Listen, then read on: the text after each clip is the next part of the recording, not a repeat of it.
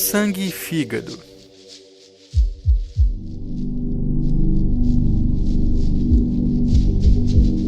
Essa história não se passa em uma cidadezinha desconhecida, daquelas onde a luz elétrica ainda teme em não alcançar.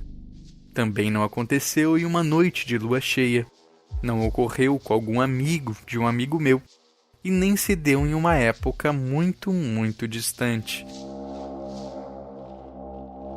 Não, essa história aconteceu no final da década de 70, no município de Ponta Porã, no Mato Grosso do Sul, próximo à divisa com o Paraguai. Maria Oliveira ainda era menina, mas lembra como se fosse hoje de um acontecimento que botou a cidade em polvorosa. Repentinamente, crianças, tanto do lado brasileiro quanto do lado paraguaio da fronteira, começaram a desaparecer sem deixar rastros. Seus corpos, quando encontrados, apareciam largados em rios ou estradas muito distantes. A cidade entrou em toque de recolher. As famílias alertavam os filhos, escolas cancelavam as aulas. No Paraguai, jornais e rádios alertavam para os perigos do que parecia ser o mito camponês do Mitan Rerahaha, termo guarani que significa literalmente aquele que leva crianças, o velho do saco do folclore paraguaio. Anos depois, com a abertura das investigações sobre a Operação Condor, a verdade começou a vir à tona. Os sequestros eram ordenados por ninguém menos do que o próprio Alfredo Stroessner, o ditador que durante 35 anos comandou o país vizinho com mãos de ferro. Até 2016, a Comissão de Verdade e Justiça do país já havia recebido mais de 500 denúncias de desaparecimentos durante o regime Stroessner. As crianças, de preferência meninas virgens e bonitas, eram mantidas em cativeiro, estupradas e mortas. De acordo com Rogério Goiboru, membro da Coordenação de Memória, História e Reparação do Ministério da Justiça, Stroessner sequestrava e violava por mês pelo menos 4 meninas. Isso sem falar naquelas que se tornavam escravas sexuais de seus subordinados. Como se não bastasse tamanha crueldade, o ex-motorista do ditador, Elvio Acosta, relata ter presenciado por diversas vezes um desfecho ainda mais macabro para os sequestrados. Como parte de um nada ortodoxo tratamento para sua doença de pele, Stroessner teria o costume de se banhar frequentemente com o sangue das crianças mortas. O caso tem paralelo com outro relato que também ganhou ares de lenda no imaginário popular, dessa vez do lado brasileiro. O Papa Figo, um homem muito rico, mas que sofria com uma terrível doença que o condenava à morte. Para se manter vivo, ordenava o sequestro de crianças para que pudesse matá-las e devorar seu fígado, o órgão do corpo humano que sempre esteve ligado à regeneração. Neste programa, vamos dissecar o imaginário popular, refletindo sobre o que ele evoca no simbólico. Assim, veremos que estes mitos e lendas, em última instância, não dizem sobre monstros encantados, mas sobre nós mesmos. Eu sou Andrioli Costa e este é o Popularium.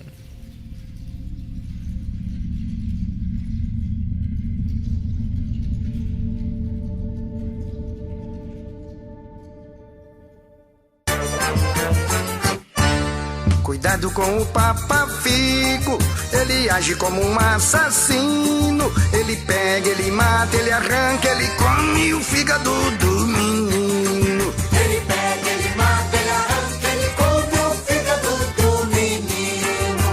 Quando eu era criança, eu era mal criada, eu desobedecia, eu pouco me importava o que mamãe dizia.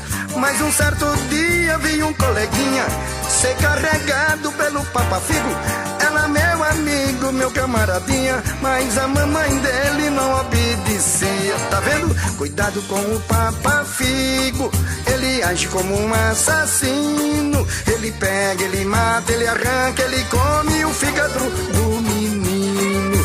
Ele pega, ele mata, ele arranca, ele come o fígado do menino.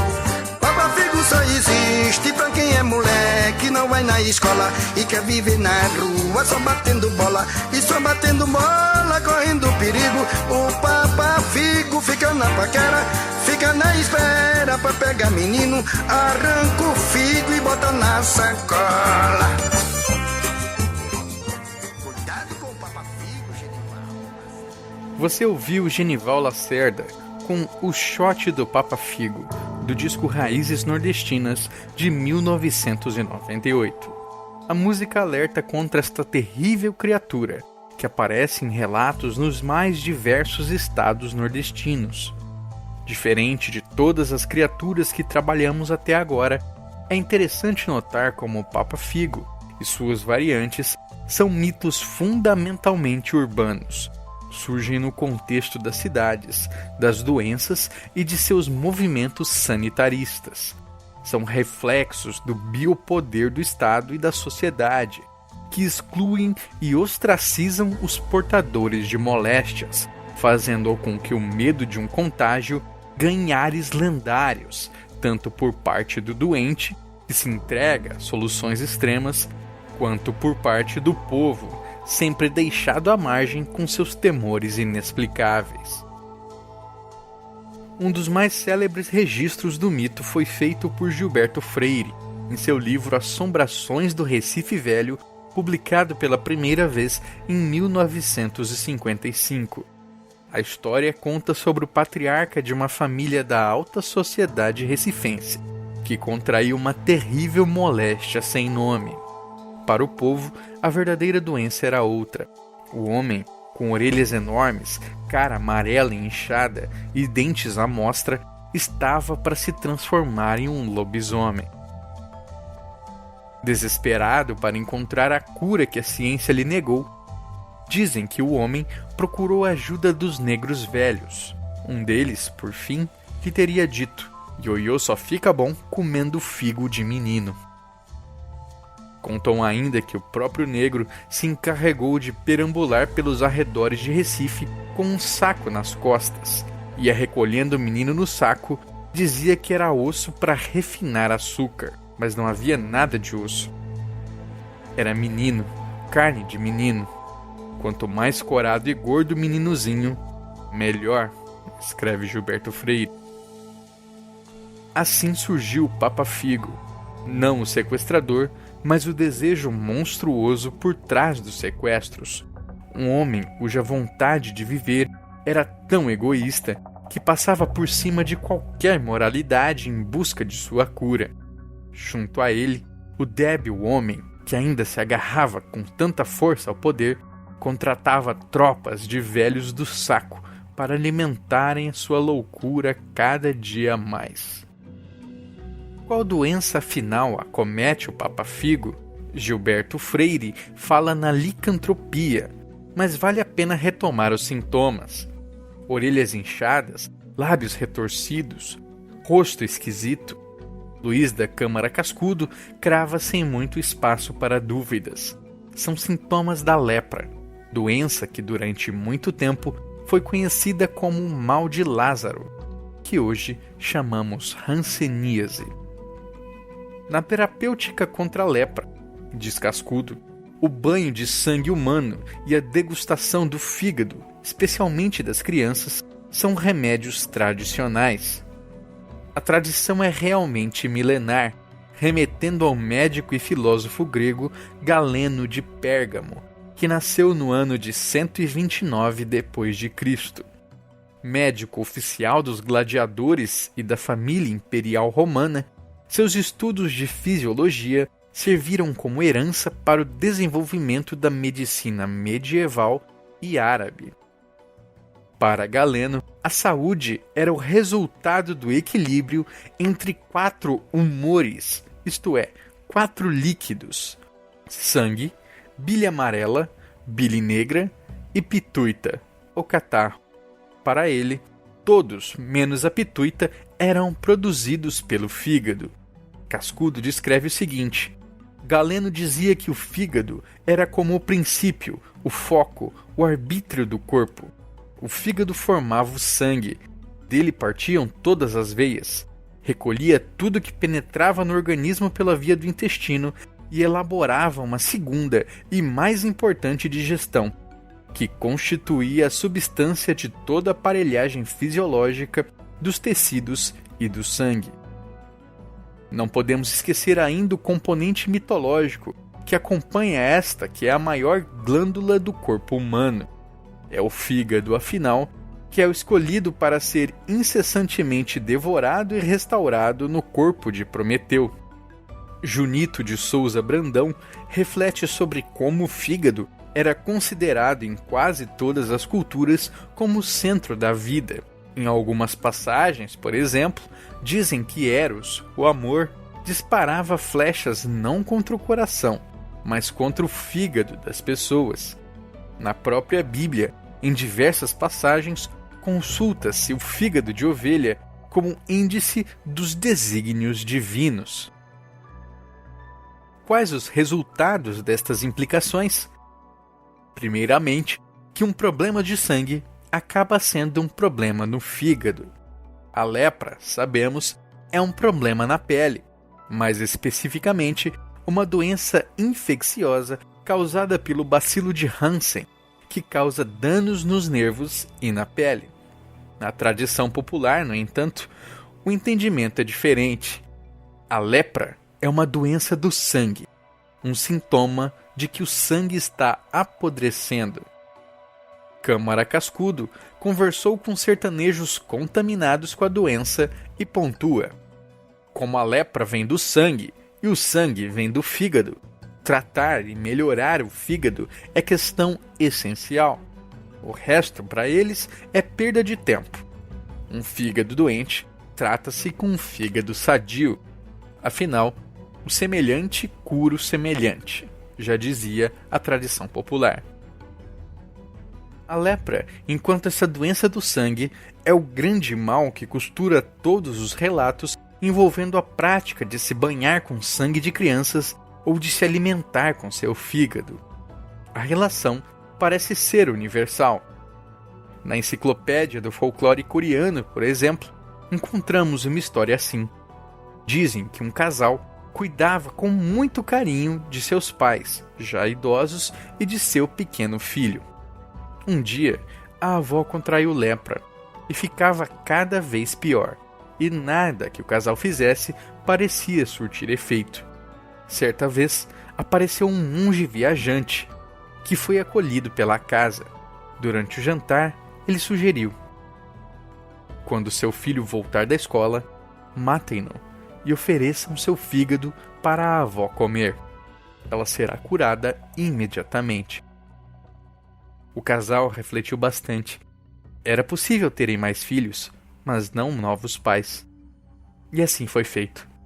A avó comeu o fígado da criança, ficou curada, mas a noite se passou sem qualquer tranquilidade naquela casa. No dia seguinte, no entanto, a criança apareceu à porta da casa novamente. Disse que havia ficado na escola a noite toda estudando. Os pais, preocupados, conferiram o corpo morto, mas ele já não era mais o corpo de uma criança, mas sim o de um duende, um Dong Jasan, um espírito de um ginseng selvagem que toma a forma de pequenas crianças.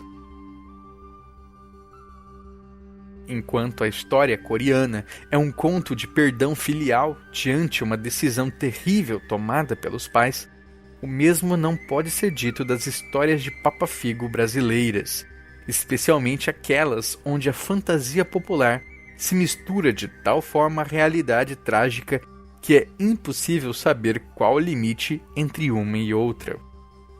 Peguemos, por exemplo, a história que iniciou este episódio. Dizem que o ditador paraguaio Alfredo Stroessner sofria com a doença. Durante muito tempo, todas as aparições públicas do presidente eram feitas com luvas, supostamente para esconder as deformações causadas pela lepra. Nos últimos anos de governo, aqueles que trabalhavam com o ditador informaram que ele deixara de responder cumprimentos com apertos de mão, substituindo as interações físicas por acenos de cabeça. Elvio Acosta, o ex-motorista que relatou ter visto o sangrento tratamento do ditador, reforça. Disse que Stroessner sofria mesmo de lepra e que sua pele era um desastre. O general teria o costume de enviar seus soldados para a zona de fronteira, onde sequestrariam crianças na faixa dos 13 a 14 anos de idade. O homem chegava a deixar dinheiro com os responsáveis pelos sequestros, para que as famílias recebessem algum tipo de compensação. Essa também era uma constante nas histórias sobre papa-figos brasileiros. Dizem que o monstro sempre devolvia o corpo das crianças, já costurado e recheado de maços de dinheiro. Quanto aos sequestros e ao pagamento, não resta dúvidas. Depoimentos confirmam a prática ao longo dos vários anos da ditadura Stroessner. Acosta afirma, entretanto, algo que ainda não é ponto pacífico entre os relatos. Diz que algumas crianças, especialmente as mais brancas e gordinhas, teriam sido penduradas e sangradas até a morte para os banhos medicinais do ditador. Eram mortas como porcos, lembra o motorista. Este nem de longe é o único caso semelhante. Vejamos, por exemplo, a história de Bárbara dos Prazeres, uma prostituta portuguesa que teria vindo junto com a corte para o país no início do século XIX. Durante muito tempo, a mulher usou do corpo para manter uma boa vida no Rio de Janeiro. A sorte mudou, entretanto, quando Bárbara contraiu a lepra. Fernando Ribeiro, em seu livro de crônicas de polícia e da vida do Rio de Janeiro, descreve o seguinte: incharam-lhe as orelhas e os lábios grossos, corroídos e deformados pela doença, deixavam ver dentes pontiagudos e gengivas sangrentas, que davam à fisionomia estranha um ar de ferocidade. Da aparência deformada, Bárbara dos Prazeres recebeu seu novo apelido, Bárbara Onça. Em busca de cura, dizem que a onça procurou não aos negros, como no caso dos Papa-Figo, mas aos ciganos, que lhe recitaram uma bizarra dieta de lagartixas, rãs e serpentes. Sem obter o resultado esperado, a solução teve que ser ainda mais radical.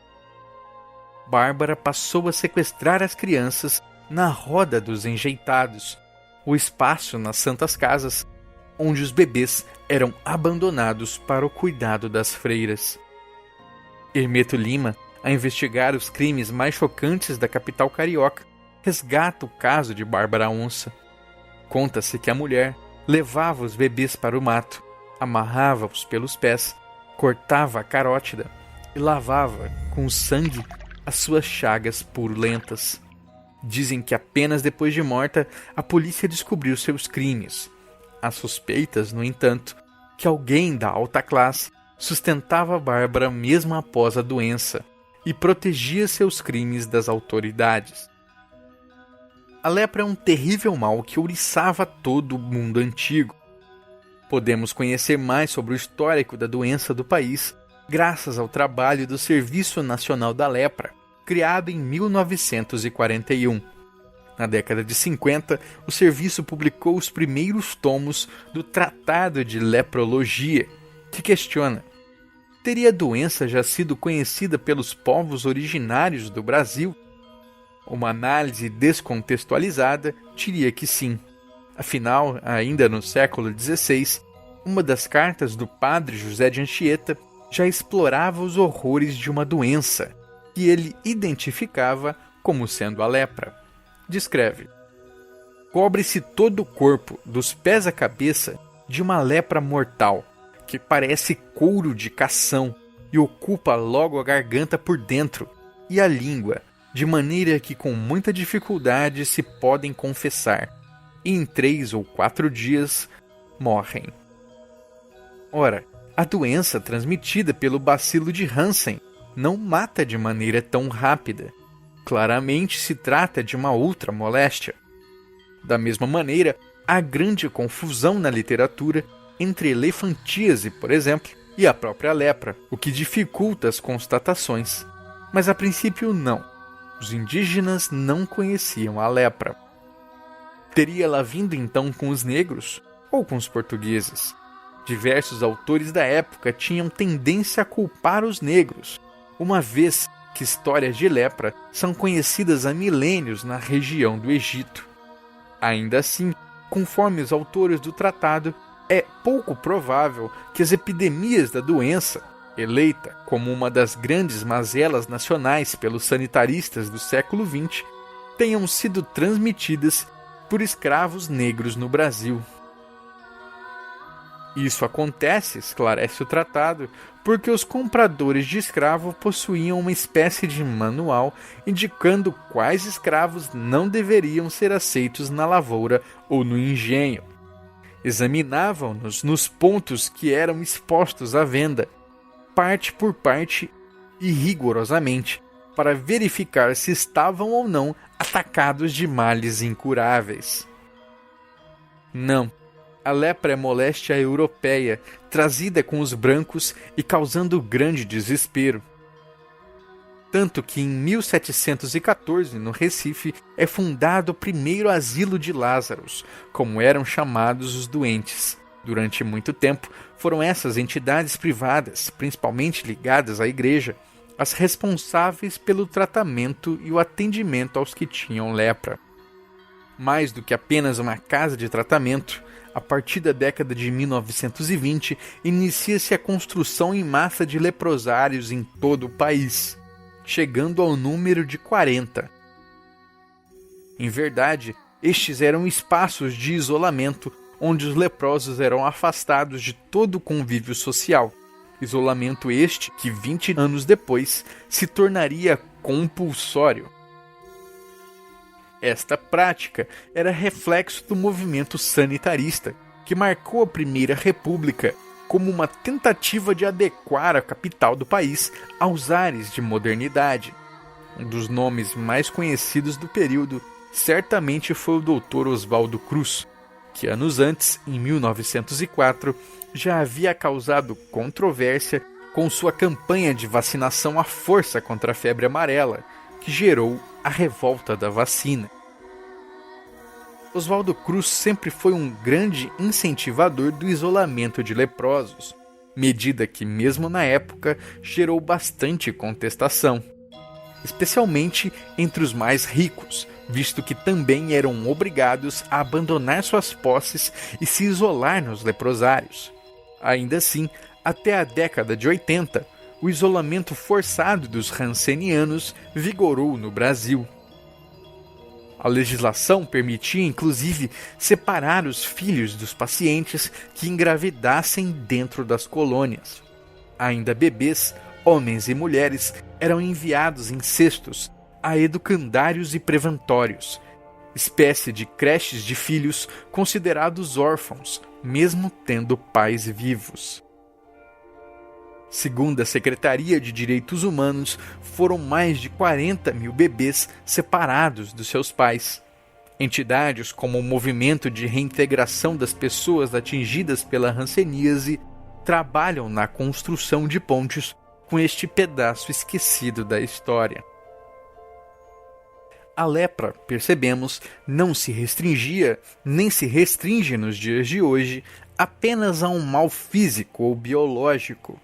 Ela figura também como uma doença social, como reflete a pesquisadora Carolina Pinheiro de Oliveira.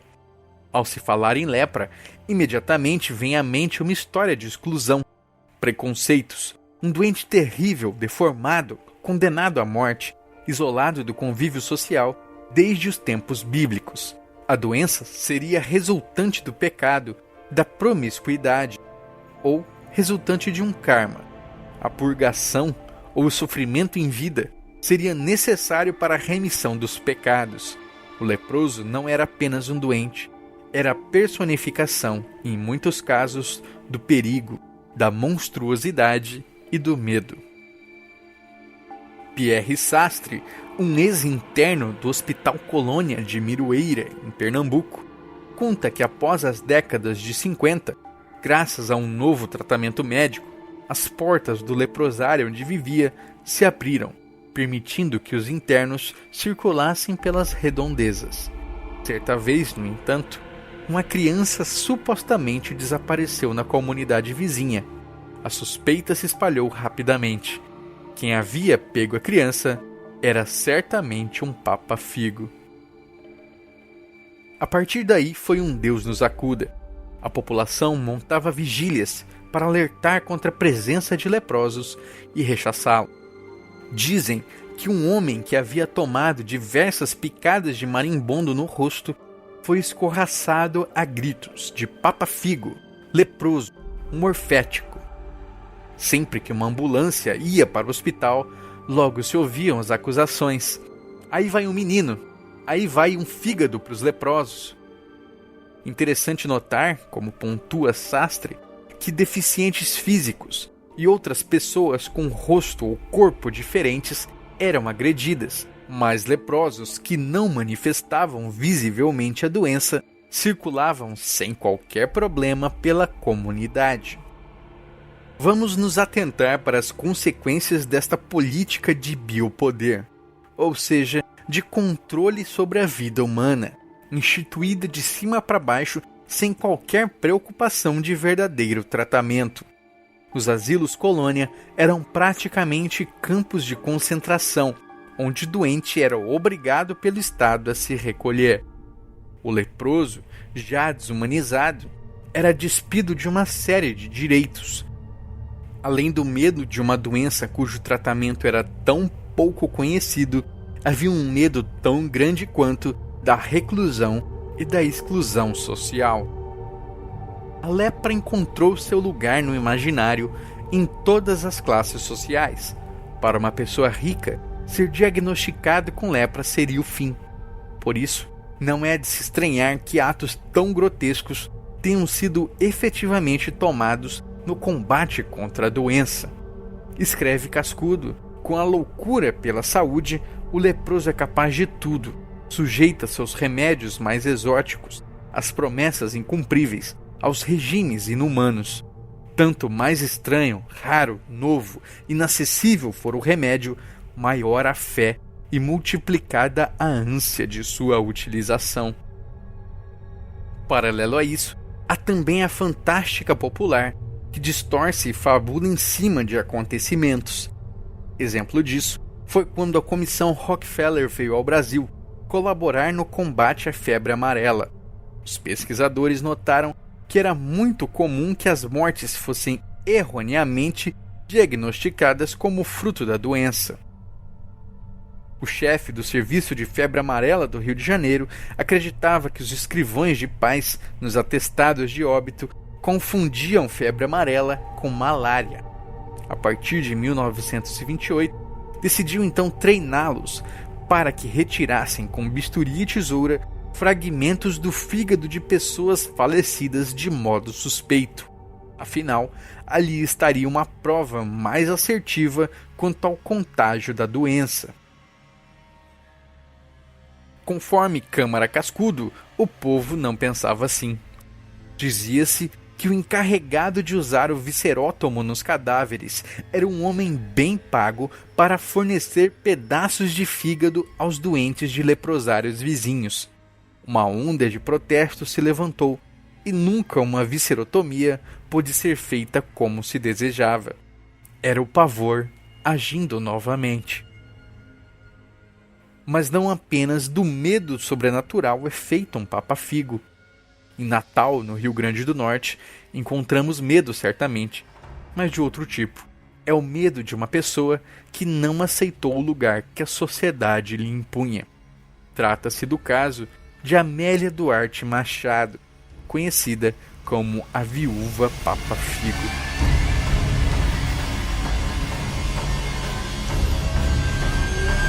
Dona Amélia se casou em 1904 com Manuel Machado, um distinto comerciante português. Passou, portanto, a integrar a alta sociedade natalense.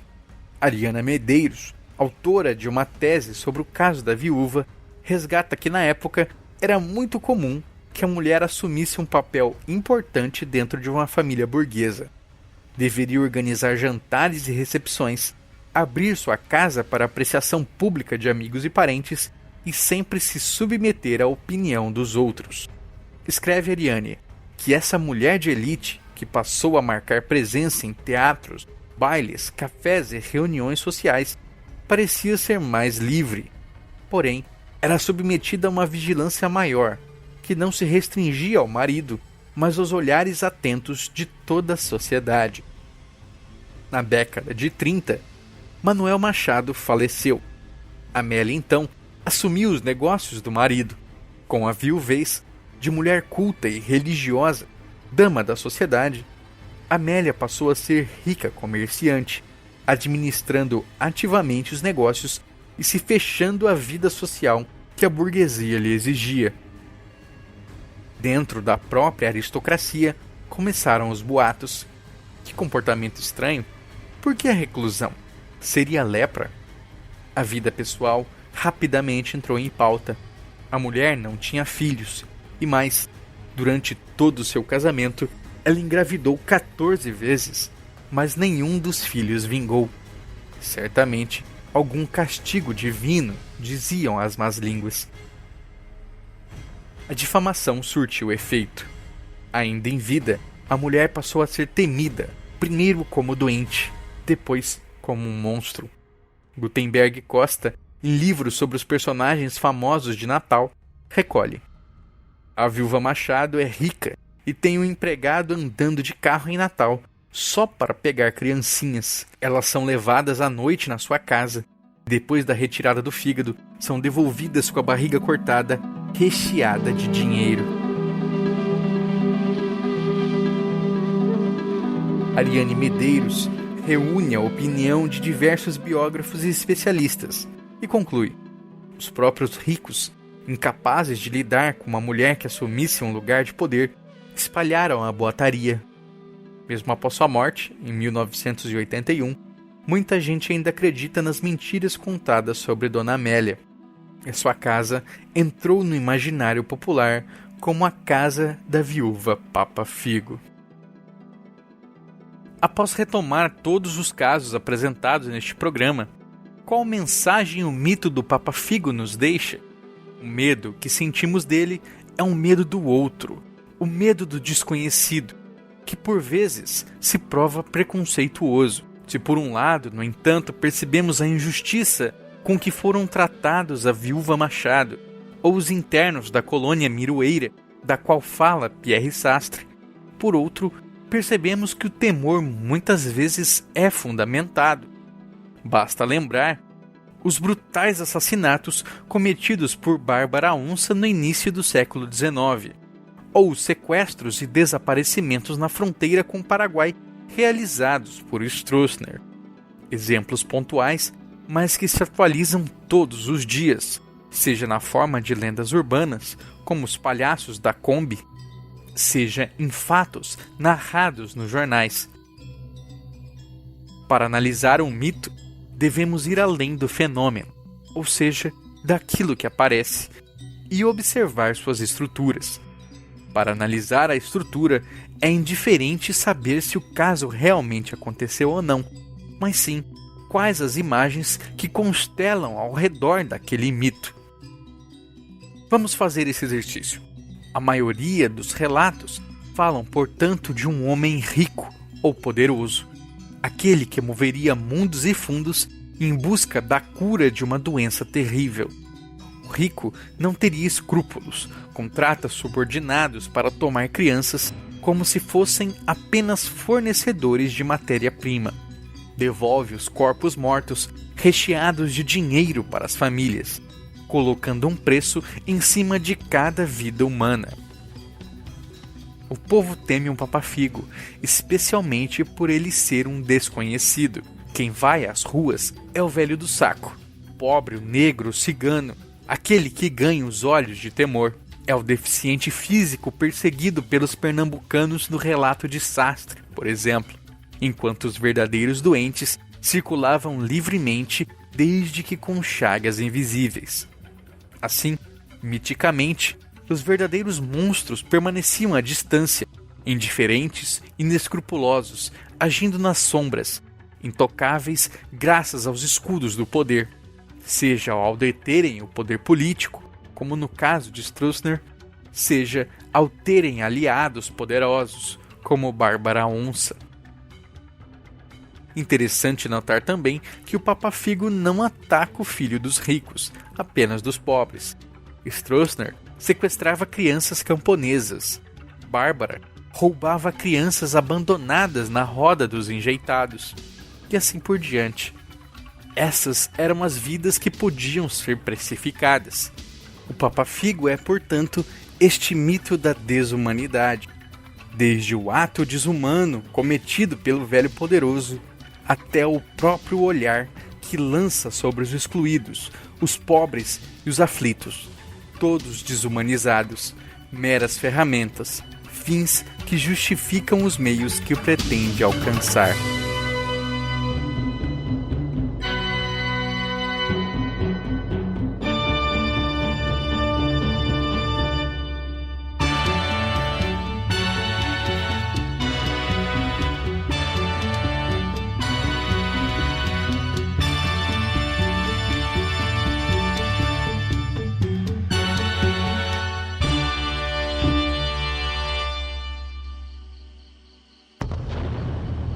O Popularium é trazido até vocês pelo Mundo Freak, pelos apoiadores que contribuem mensalmente no Apoia-se para um conteúdo de qualidade. Faça parte você também. Acesse mundofreak.com.br. Lá você encontra o roteiro completo do podcast e suas referências bibliográficas. Este episódio foi escrito por mim, Andrioli Costa, o colecionador de sacis. Acesse colecionadordesacis.com.br. A edição é de Andrei Fernandes. Até a próxima!